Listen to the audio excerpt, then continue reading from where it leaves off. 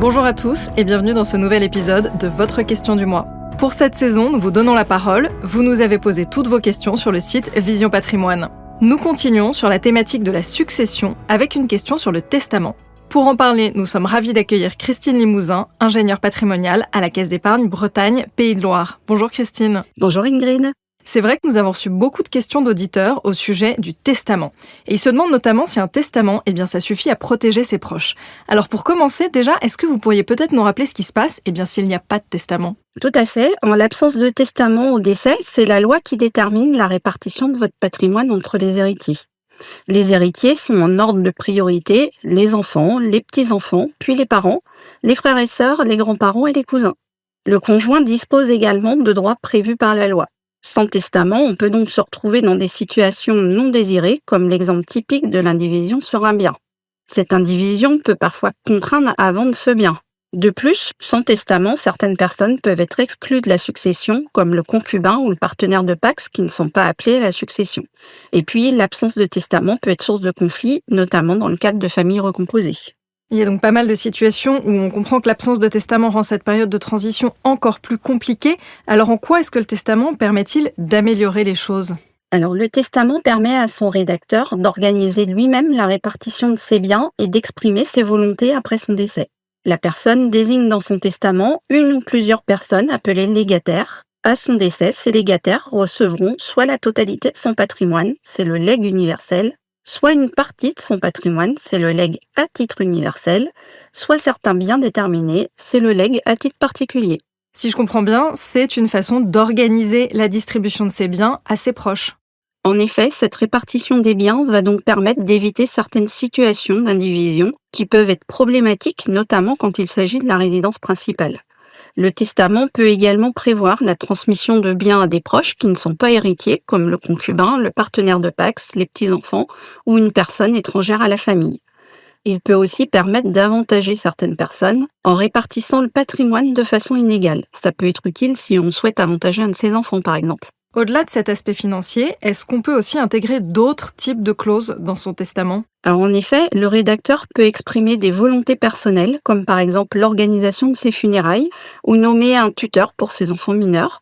Pour s'assurer du respect de ses volontés, il est également possible de nommer une personne de confiance comme exécuteur testamentaire. Effectivement, le testament présente donc de nombreux avantages pour protéger ses proches. J'imagine quand même qu'on ne peut pas faire non plus complètement ce qu'on veut. Quelle est la marge de manœuvre au sein d'un testament ? Alors, le testament, il doit respecter la réserve héréditaire, c'est-à-dire la part du patrimoine qui revient obligatoirement à certains héritiers, comme les enfants ou en leur absence le conjoint.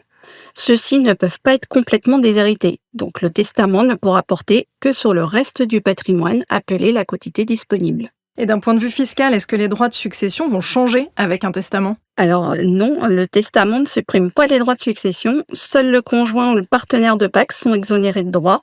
Les autres légataires devront payer les droits selon le degré de parenté avec le rédacteur du testament. Ils peuvent donc être très élevés dans certains cas, comme par exemple pour les concubins où ils sont de 60%. Il faudra donc de l'argent pour pouvoir les payer. Est-ce qu'il existe aussi des solutions complémentaires qui permettent de contourner les limites que vous venez d'expliquer et qui permettent surtout comme ça de renforcer la protection des proches ? Alors tout à fait, il y a des solutions qui peuvent être civiles, comme le choix du régime matrimonial ou la donation au dernier vivant pour renforcer les droits du conjoint survivant.